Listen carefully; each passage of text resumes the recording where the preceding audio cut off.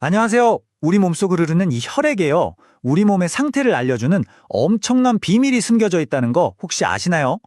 오늘은 그 중에서도 빈혈에 대한 이야기를 아주 쉽고 명쾌하게 한번 풀어보겠습니다. 요즘 들어 왜 이렇게 피곤하지? 잠을 자도 개운치가 않네. 이런 생각 혹시 해보셨어요?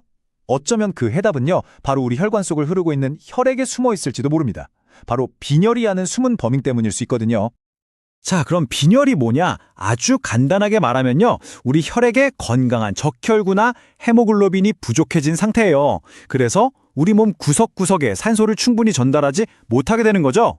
말하자면 우리 몸의 산소 택배 서비스에 뭔가 문제가 생긴 거예요. 그냥 피가 좀 모자란 거 아니야? 라고 생각하실 수도 있는데 과연 그럴까요? 빈혈이 실제로 우리 몸에 어떤 신호를 보내는지 한번 자세히 들여다보죠. 여기서 진짜 재밌는 게 뭐냐면요. 이 헤모글로빈 수치가 아주 조금만 달라져도 우리 몸이 느끼는 피로감은 완전히 달라진다는 거예요.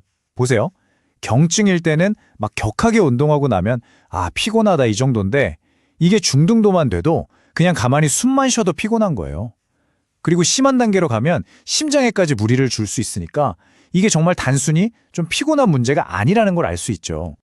아니 그러면 이렇게 중요한 산소 배달 도대체 누가 어떻게 하는 걸까요?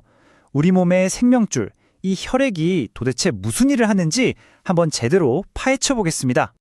우리의 피를 딱 보면요, 절반이 넘는 55%가 사실은 혈장이라는 액체 성분이에요.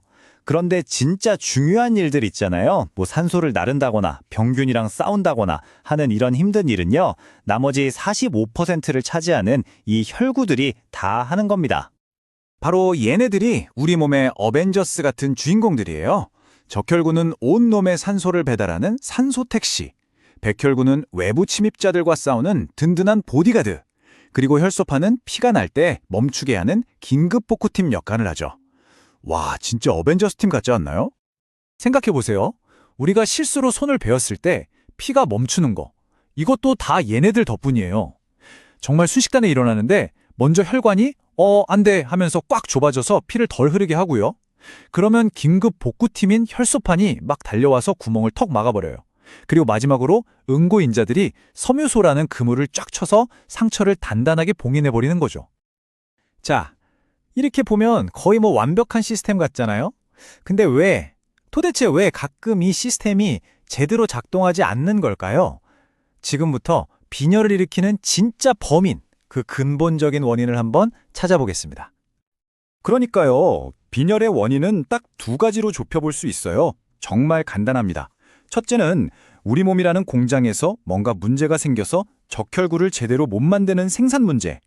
둘째는 공장은 잘 돌아가는데 어디선가 줄줄 새서 만들어지는 것보다 더 빨리 잃어버리는 손실 문제. 딱 이 두 가지예요. 자, 생산 문제부터 한번 볼게요.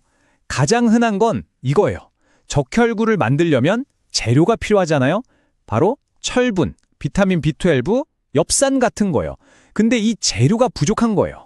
그럼 아무리 공장을 돌리려고 해도 뭘 만들 수가 없겠죠. 가끔은 아예 공장 자체, 그러니까 골수에 문제가 생기기도 하고요. 다른 만성질환이 생산 라인을 방해할 때도 있습니다. 그럼 손실 문제는 어떨까요? 물론 사고가 나거나 수술해서 피를 많이 흘리는 것도 원인이죠. 근데 진짜 무서운 건 우리가 잘 모르는 사이에 야금야금 피가 새어나가는 거예요. 예를 들면 위궤양이라던가 여성분들 월경과다 같은 거요. 이건 밑 빠진 독에 물 붓기죠. 만들어지는 족족 사라져버리니까요. 아니면 적혈구 자체가 너무 일찍 파괴되는 경우도 있고요. 자, 그럼 이런 문제들을 어떻게 알아낼 수 있을까요? 바로 혈액 검사인데요. 이 부분만 잘 이해하셔도요. 나중에 건강검진 결과표를 볼 때 이게 이 소리구나 하고 딱 아실 수 있을 겁니다. 의사 선생님들이 빈혈이 의심될 때 가장 먼저 하는 검사가 있어요. 바로 전혈구 검사, 영어로는 CBC라고 하는데요. 이게 바로 우리 혈액 속에 숨겨진 이야기를 탁 풀어주는 마법의 열쇠 같은 겁니다. 결과표 보면 영어로 써 있어서 복잡해 보이지만 사실 별거 아니에요. 자, RBC는 아까 말했던 산소 택시가 총 몇 대나 있는지 보는 거고요. 헤모글로빈 HB는 그 택시 한 대 한 대가 산소를 얼마나 싣고 있는지 그 능력을 보는 거예요. 그리고 헤마토크리트, HCT는 전체 피에서 우리 산소 택시들이 차지하는 비율, 그러니까 도로 점유율 같은 거죠. 이 수치들이 기준보다 낮다? 그럼 빈혈일 수 있겠구나 하고 생각하는 겁니다. 자, 그럼 이제 제일 중요한 얘기로 넘어가 볼게요. 만약에 빈혈 진단을 받았다면 어떻게 해야 할까요? 어떻게 하면 다시 예전처럼 활기찬 에너지를 되찾을 수 있을지 그 방법들을 지금부터 알아보겠습니다. 여기서 진짜 정말 중요한 원칙이 하나 있어요. 빈혈 치료는 사람마다 다 다르다. 왜냐하면 원인이 전부 다르기 때문이다. 이겁니다. 그죠? 감기약처럼 누구나 똑같은 약을 먹는 게 아니라는 거예요.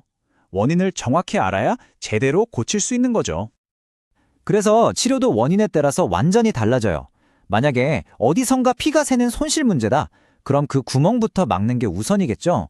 재료가 부족한 생산 문제라면 당연히 철분이나 비타민 같은 영양소를 꽉꽉 채워줘야 하고요. 그리고 몸이 힘드니까 좀 쉬면서 산소 요구량을 줄여주는 것도 좋은 방법이고요. 정말 심각한 경우에는 일단 급한 불부터 끄기 위해서 수혈을 하기도 합니다.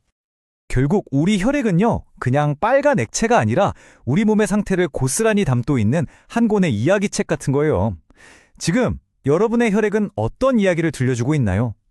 우리 몸이 보내는 작은 신호들 절대 놓치지 마시고 늘 건강하시길 바랍니다.